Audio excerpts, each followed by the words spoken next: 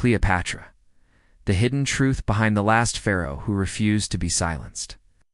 Welcome to a journey that will transform how you see yourself and your potential. Today, we are rediving deep into the extraordinary life of one of history's most powerful women, Cleopatra VII, the last active pharaoh of Egypt. We all discover how a woman who lived over 2,000 years ago can teach us everything we need to know about leadership, love, loss, if you've ever had to fight for your place at the table, negotiate in rooms full of arrogance, or protect what you've built with your own work, then you need to hear this. And the courage to stand tall when the world tries to bring you down. But this isn't just a history lesson. This is a masterclass in resilience, intelligence, and unwavering faith in your own power. I want you to stay with me until the very end of this video, because the lessons we'll uncover together will ignite something powerful within you. You're seeing. But here's the catch. She's not supposed to rule alone. Imagine walking through halls containing over 400,000 scrolls, where Euclid developed geometry, where Eratosthenes calculated the Earth's circumference, where Hypatia would later teach mathematics. When her father, Ptolemy XII, died, the royal advisors, all men believed they could control the young queen. The chief advisor, Pothinus, openly mocked her intelligence, calling her the girl who thinks she's a philosopher. General Achilles dismissed her strategic mind, saying women cannot understand war. Does this remind you of the boardroom dynamics you faced? The times when your expertise was questioned, your ideas dismissed until your boss repeated them? Like Cleopatra, she refused to let others define her limitations. The world needs your brilliance, not a dimmed-out version of it. She built her own empire, just as you can build yours. They whispered that she was too intellectual for a woman, that her command of languages was unseemly, that her interest in mathematics and philosophy made her unfit for marriage. When civil war erupted and she was forced to flee Egypt in 48 BCE, she didn't accept defeat. Exiled to Syria with only a small group of loyal followers, she could have given up. Instead, she spent months raising an army, studying Roman politics, and planning her return. Sound familiar? This was Cleopatra's classroom. She studied rhetoric, philosophy, mathematics, and languages with tutors who had trained the greatest minds of their generation. But unlike the stereotypical image Hollywood has painted, she wasn't just a beautiful seductress. She was a polyglot who spoke at least 9 languages, including Egyptian, Greek, Latin, Hebrew, Arabic, and the languages of the Ethiopians, Troglodytes, and Parthians. She was a skilled mathematician, philosopher, and orator who could debate with the greatest minds of her time. The patriarchal system demands she share power with her younger brother. She realized that the key to reclaiming her throne was unjust military might, it was political genius. She would have to outthink, outmaneuver, and outlast every man who had underestimated her. Sound familiar? How many times have you been told to share credit for your achievements, or step aside for someone less qualified simply because of gender? If you ever felt underestimated, overlooked, or told you're worthless or a burden, then Cleopatra's story is your story. So grab your coffee, settle in, and let's unlock the ancient wisdom that will empower you to rule your own kingdom. Cleopatra, the woman who refused to be underestimated. Picture this. It's 51 BCE, and an 18-year-old woman inherits one of the world's most powerful kingdoms. Cleopatra, the 7th Philopator, was born into the Ptolemaic dynasty, descendants of Alexander the Great's general. From childhood, she was educated in the Great Library of Alexandria, the ancient world's greatest center of learning. But being brilliant in a man's world came with a price. Her brother Ptolemy XIII, barely 10 years old, was backed by these powerful male advisors who believed he could sideline her. But here's where Cleopatra's story becomes our blueprint for success. She refused to shrink. She learned that Julius Caesar had arrived in Alexandria pursuing his rival Pompey. Her brother's advisors saw this as a threat. Cleopatra saw opportunity. Modern parallel. Think about today's female CEOs like Oprah Winfrey, who was told she was unfit for television news and too emotional. Never let anyone convince you that your intelligence is intimidating or your ambition is too much. The art of strategic alliances. The carpet that changed history. When Cleopatra met Julius Caesar in 48 BCE, she didn't just bat her eyelashes and hope for the best. She orchestrated one of history's most strategic and daring meetings by having herself smuggled into his quarters rolled in a carpet. Let me tell you the full story, because it's even more brilliant than you think. Caesar had just arrived in Alexandria, staying in the royal palace that was supposed to be hers. Her brother's army controlled the city, and there was a death warrant on her head. She spoke to him in perfect Latin, discussing Roman politics, Egyptian economics, and Mediterranean trade routes. She presented herself not as a supplicant, but as a partner. Within days, they were planning military strategy together. Within weeks, she was pregnant with his child. When Ptolemy XIII died, some say by drowning, others whisper of assassination. Cleopatra finally sat alone on the throne she had fought to reclaim. But she knew this was only the beginning. But understand this.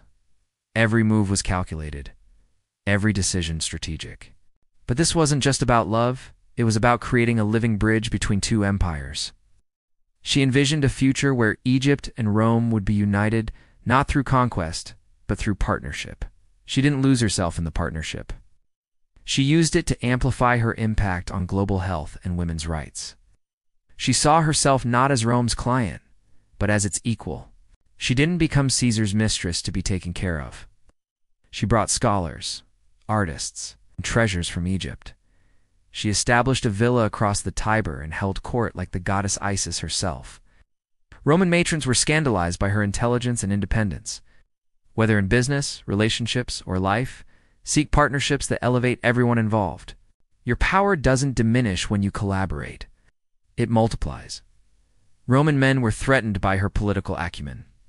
But Caesar was fascinated by her vision of a new world order. She became his partner to take care of her people. She knew he was frustrated with the Egyptian civil war that was draining Roman resources. She knew he needed a stable Egypt to fund his own political ambitions. She knew he was intrigued by intelligence and wit over mere beauty. Any normal person would have waited for a safer opportunity, but Cleopatra understood something that modern women often forget. Sometimes you have to take extraordinary risks to get extraordinary results. She didn't just show up randomly. She had been watching Caesar for months, studying his patterns, his preferences, his political needs. So, she planned the most audacious job interview in history. Her loyal friend Apollodorus rowed a small boat to the palace docks after dark. Cleopatra wrapped herself in a linen cloth and had herself bound inside a carpet. But in that room, wrapped in gold and speaking with the authority of the pharaohs, she transformed from a refugee into a ruler. This wasn't about seduction. It was about demonstrating that she was willing to bet everything on her own intelligence and courage. She chose one woven with gold threads, depicting scenes of Egyptian gods and goddesses. Even in her moment of greatest vulnerability, she was controlling the narrative. When Apollodorus unrolled the carpet in Caesar's private chambers, what emerged wasn't just a beautiful woman. It was a queen who had risked everything to meet him as an equal. Caesar was 52, she was 21. He was the most powerful man in Rome, and she was a displaced queen fighting for her kingdom. Within hours, Caesar had decided to support her claim to the throne. Together, they defeated her brother's forces in a brutal civil war that raged for months. She bore Caesar a son, Caesarion, in 47 BCE, when Caesar invited her to Rome in 46 BCE. She arrived not as a conquered queen, but as a visiting head of state, modern parallel. Consider how Melinda French Gates leveraged her partnership with Bill Gates to build one of the world's most powerful philanthropic organizations. Strategic alliances aren't about dependence, they're about interdependence. Whether in business, relationships, or life, seek partnerships that elevate everyone involved. Your power doesn't diminish when you collaborate, it multiplies. Part 2. Rising from the ashes of loss when the world shatters. The Ides of March. 44 BCE, 23 stab wounds. The most powerful man in the world lay dead on the Senate floor. And with him died Cleopatra's dreams of a unified empire. But this chapter of her story isn't just about political loss. It's about how a woman transforms the most devastating betrayal into her greatest comeback. When Caesar was killed, Cleopatra's world didn't just change, it exploded. She was in Rome with 2-year-old Caesarion, surrounded by enemies who had just murdered her partner and protector, the conspirators who killed. Caesar saw her as a foreign witch who had corrupted their leader. The Roman mob, inflamed by Mark Antony's funeral speech, was unpredictable and dangerous. But here's what separates legendary women from ordinary ones. They don't let crisis define them. They let it refine them. Cleopatra didn't panic. She didn't flee immediately. Instead, she spent crucial weeks in Rome, reading the political landscape, making contacts, planning her next move. She attended Caesar's funeral, watching as Mark Antony turned the crowd against the conspirators. She observed young Octavian, Caesar's adopted heir, already maneuvering for power. When she finally returned to Egypt, she carried with her not just grief, but intelligence. She had seen the future of Rome, and she knew that whoever emerged from the coming civil war would determine Egypt's fate. She couldn't just react to events, she had to shape them. For 3 years, she ruled Egypt with brilliant independence. She lowered taxes to win popular support, built new temples to honor the gods, and strengthened Egypt's military. She negotiated trade agreements that made Alexandria the Mediterranean's commercial hub. She was proving that a woman could rule not just effectively, but excellently. Then came the moment that would define the rest of her life. Her meeting with Mark Antony in 41 BCE, but this wasn't desperation. This was strategic brilliance. At its finest, Antony had summoned her to Tarsus to answer charges that she had supported Caesar's assassins. Any lesser ruler would have gone humbly, defensively, but Cleopatra understood that how you arrive determines how you're received. She decided to make an entrance that would shift the entire power dynamic. She sailed up the Kidnus River on a barge that was pure theater, the golden hull, the purple sails, the silver oars that kept time to music. She reclined under a canopy of gold, dressed as Aphrodite, the goddess of love, fanned by boys dressed as cupids. Her women were styled as sea nymphs and graces. The air was thick with the scent of exotic perfumes. But this wasn't just pageantry, it was psychology. She was demonstrating that she was not a subject to be summoned, but a goddess to be worshipped.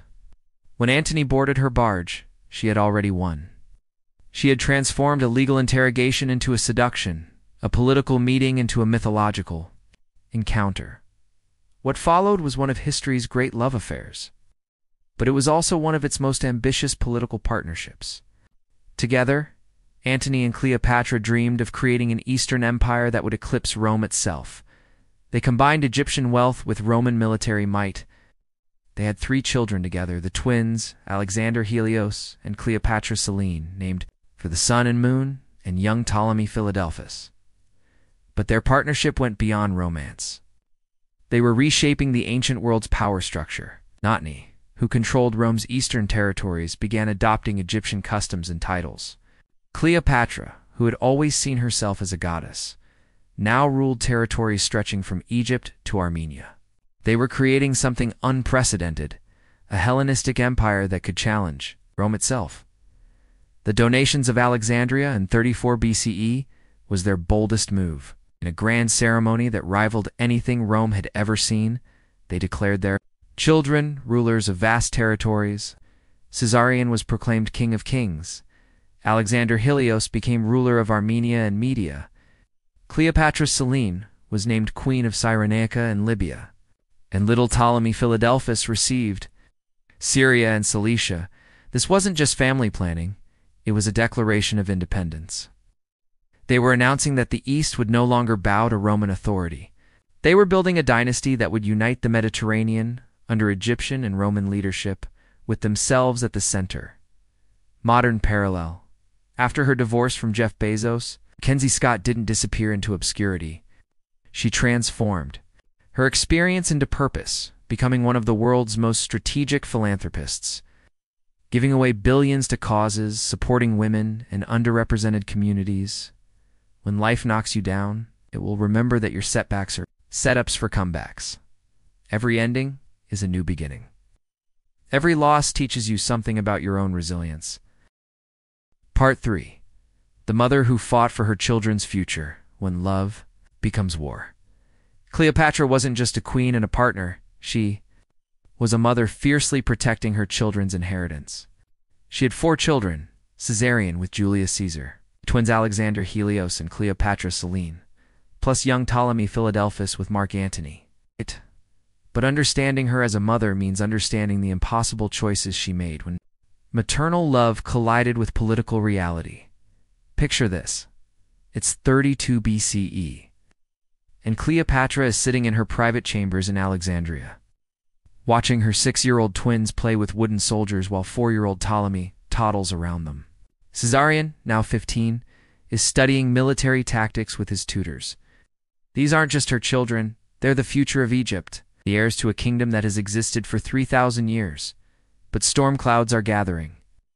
Octavian, now calling himself Augustus, has declared war not on Mark Antony, but specifically on her. He's painted her as a foreign witch, a seductress who has corrupted Roman values. He's convinced the Roman Senate that she plans to rule from the capital, to replace Roman gods with Egyptian ones. It's a masterful propaganda campaign designed to make this war seem like civilization versus barbarism. But Cleopatra knew better. This wasn't about morality, it was about power. Octavian feared that Antony and Cleopatra's children could legitimately claim both Roman and Egyptian thrones. Caesarion, as Caesar's son, was a direct threat to Octavian's position. The twins, as Antony's children, represented a future where Rome and Egypt would be united under a single dynasty as a mother. Every instinct told her to flee with her children to safety. She could have sailed to India, where her traders had established connections. She could have retreated to Upper Egypt, where her loyal priests would have protected her. But as a queen, she knew that running would only delay the inevitable. She wanted her children to inherit anything. She had to fight for it.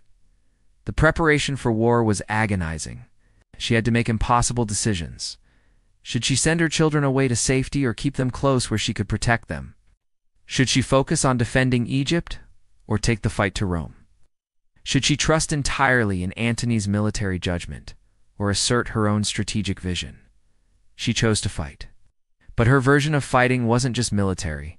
It was economic, diplomatic, and psychological. She spent months converting Egypt's wealth into military resources. She melted down golden statues to pay mercenaries. She convinced Eastern kingdoms to join her cause by promising them independence from Roman rule. She even attempted to forge an alliance with Parthia, Rome's greatest enemy, but perhaps most importantly, she prepared her children for every possible outcome. She taught Caesarion to rule, knowing he might have to flee to India and build a new kingdom there. She made sure the twins understood their heritage, that they were children of 2 worlds, carriers of both Egyptian and Roman blood. She prepared young Ptolemy to be brave, whatever might come. The Battle of Actium in 31 BCE was more than a military defeat. It was the moment when Cleopatra realized that despite all her intelligence, strategy, and alliances, she couldn't save everything she loved. When she saw Antony's fleet beginning to waver, she made a split-second decision that would haunt historians for centuries. She withdrew her ships from the battle. Was this cowardice, betrayal, or was it a mother's desperate attempt to preserve some hope for her children's future? The truth is probably more complex. She saw that the battle was lost, and she chose to save her resources for a final stand in Egypt. Rather than waste them in a hopeless fight, the retreat to Egypt was a nightmare of guilt and recrimination. Antony accused her of abandoning him. Its officers questioned her loyalty.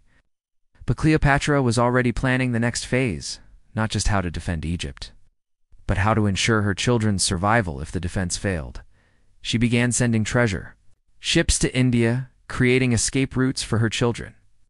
She negotiated with Octavian through intermediaries, not to save herself, but to secure her children's safety. She even considered the unthinkable, killing herself and leaving her children to be raised by others who could keep them safe. But Octavian had already decided their fate. He needed Caesarion dead. Caesar's son could never be allowed to challenge his legitimacy. He needed the other children alive but powerless, They would march in his triumph, then disappear into obscurity. For Cleopatra, this was the ultimate nightmare, her children becoming propaganda props for the man who had destroyed their inheritance. Modern parallel. Think of the countless single mothers who work multiple jobs, not just to survive, but to create opportunities for their children. Like Cleopatra, they understand that sometimes the greatest act of love is fighting against impossible odds.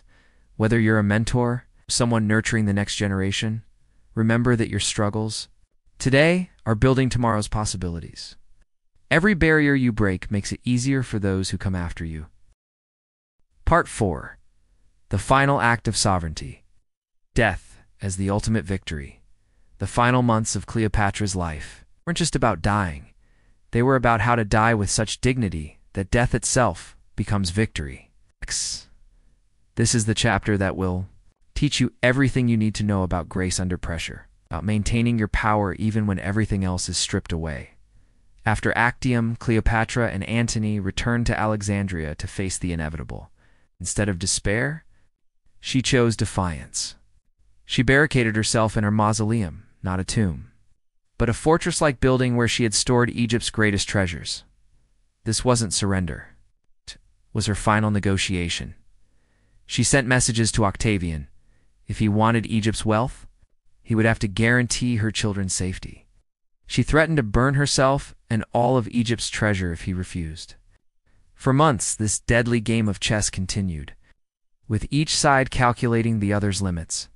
But Cleopatra was also preparing for a different kind of victory. She spent her final weeks testing poisons, not out of morbid curiosity, but out of scientific precision. She wanted to understand exactly how each method would affect her, how long it would take, how much pain would be involved. She tested them on condemned prisoners, observing their effects with the same analytical mind she had once applied to mathematics and philosophy. She chose her method carefully. The asp, the sacred cobra of Egypt, symbol of divine pharaonic power. But this wasn't just symbolism, it was strategy. The asp's bite would make her death appear divine, a goddess returning to the gods. More importantly, it would make her death legally ambiguous. If she died by assassination, Octavian would be blamed. If she died by divine intervention, no one could be held responsible. On August 30th, 30 BCE, she made her final preparations. She, bathed in milk and honey, the beauty ritual of Egyptian queens. She dressed in her finest robes, her most precious jewelry, her golden crown. She applied kohl around her eyes in the style of the goddess Isis. She was preparing not just for death, but for immortality. But here's what makes this moment so powerful. She wasn't just thinking about herself. She had already made arrangements for her children's future. Caesarion was sailing to India with a fortune in gold, escorted by loyal guards. The younger children were in the care of trusted servants who would smuggle them to safety if possible. Even in death, she was still protecting her family. Her final meal was elaborate figs, wine, bread, and honey cakes. She wrote her final letter to Octavian, asking to be buried beside Antony. Then she dismissed all her servants except her two most loyal companions, Eris and Charmian, who had chosen to die with their queen rather than live without her. What happened next has become legend. The asp, hidden in a basket of figs, bit her on the arm. As the poison spread through her veins, she felt no pain, only a drowsy numbness that made her feel as if she were floating. She positioned herself on her golden couch, arranged her crown, and closed her eyes. When Octavian's soldiers broke into the mausoleum, they found a scene that would haunt them forever. Cleopatra appeared to be sleeping, beautiful and serene, while Iris lay dead at her feet and Charmian was adjusting her mistress's crown with her dying breath. "Was this well done of your lady?" a soldier asked. Charmian's final words were, "It is well done and fitting for a princess descended of so many royal kings." But here's the real victory. Octavian had wanted to parade her through Rome as a conquered enemy. Instead, he had to honor her as a dead queen. He had wanted to humiliate her. Instead, she had escaped him completely. He had wanted to control. Her story Instead, she had written her own ending. Her death became instantly legendary. She had transformed from a defeated ruler into an eternal symbol of defiance. She had proved that there are some things more important than life itself: dignity, honor, and the right to determine your own fate. Even Octavian, who had spent years destroying her, was forced to acknowledge her courage. He gave her the royal funeral she had requested, burying her beside Antony with full honors. He adopted her daughter Cleopatra VII, who would later become Queen of Mauritania and pass on her mother's bloodline to future generations. Most importantly, she had secured a different kind of immortality. While Octavian's empire would eventually fall, Cleopatra's legend would endure. She had transformed from a historical figure into a myth, from a queen into a goddess, from a woman into an eternal symbol of female power. This wasn't giving up. This was the ultimate act of sovereignty.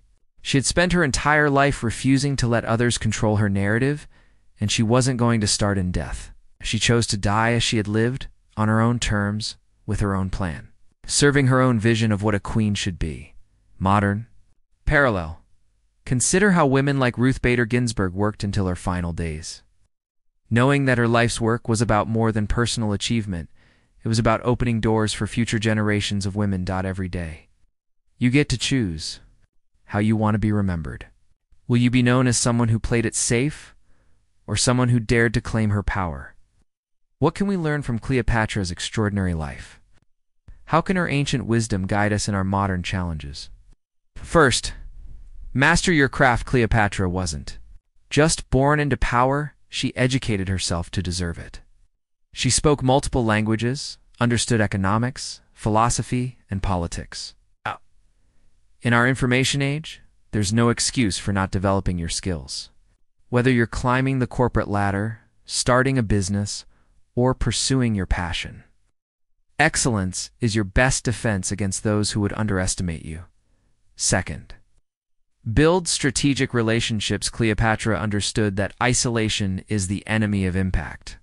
She built alliances that amplified her power while maintaining her independence. In your career and personal life, seek relationships that are mutually beneficial. Network not just with people who can help you, but with those you can help. True, power comes from lifting others as you rise. Third, control your narrative from the carpet entrance to the golden barge. Cleopatra understood the power of presentation. She didn't wait for others to define her, she defined herself. In our social media age, you have more control over your narrative than ever before. Use it wisely. Share your achievements, your struggles, your wisdom. Don't let others tell your story for you. Fourth, embrace your complexity. Cleopatra was intelligent and sensual, strategic and passionate, tough and loving. She refused to be put in a box, and neither should you. You don't have to choose between being successful and being feminine, between being strong and being vulnerable. Your complexity is your strength. Fifth, protect your vision. Cleopatra never lost sight of her ultimate goal, protecting Egypt and its people.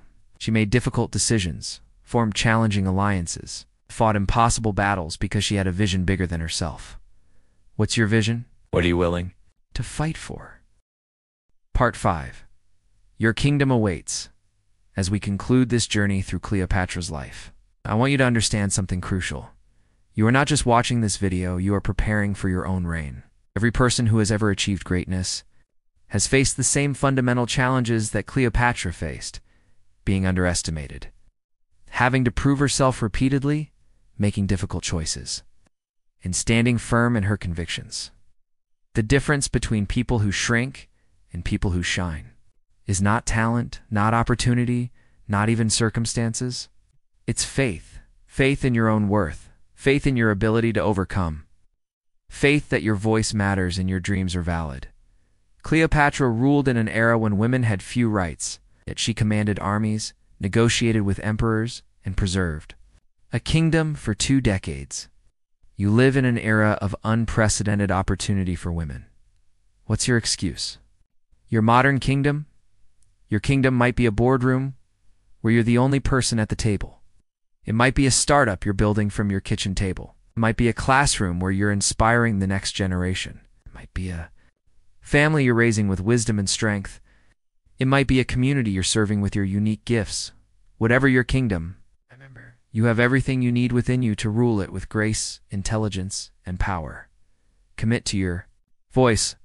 Stop waiting for permission to speak up, step up, or show up. Your ideas, your perspective, your leadership, the world needs them now. Commit to your legacy. Ask yourself, what do I want to be remembered for? Then start building that legacy today, one decision at a time. Closing thoughts. Cleopatra's story ended over 2,000 years ago, but your story is just beginning. She faced Roman armies. You faced glass ceilings. She navigated palace intrigue. You navigate office politics. She fought for her kingdom. You're building yours. The crown she wore was gold and jewels, but the crown you wear is made of something far more precious. Your experiences, your wisdom, your unshakable faith in yourself. Speak your truth. Build your empire. The world is waiting for what only you can bring to it. Remember, you are not just someone trying to succeed. You are carrying forward thousands of years of ancient wisdom, strength, and power. If this video inspired you, share it with other people who need to hear this message. Subscribe for more ancient wisdom, and remember, you were born to rule.